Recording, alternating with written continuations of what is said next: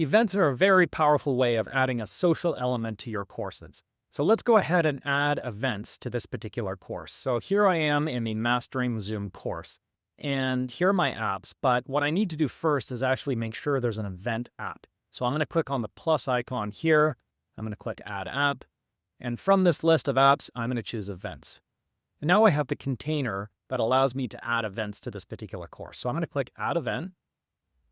Here we go. Let's create an event called a kickoff. I can give it a description. I get to choose now whether I use our built-in Zoom integration, having a custom link to some third-party tool, or making it an in-person event. We're going to stick with Zoom, and I'm going to use my Zoom account for this particular meeting. I'm going to choose the date and time. Let's do that at some point in the future. And I get to choose who has access. So it could be everybody who's registered for this particular course, or make it private so that there's specific subgroups of this course if I only want the event to be targeted to them. So I'm going to click Save Draft. There we go.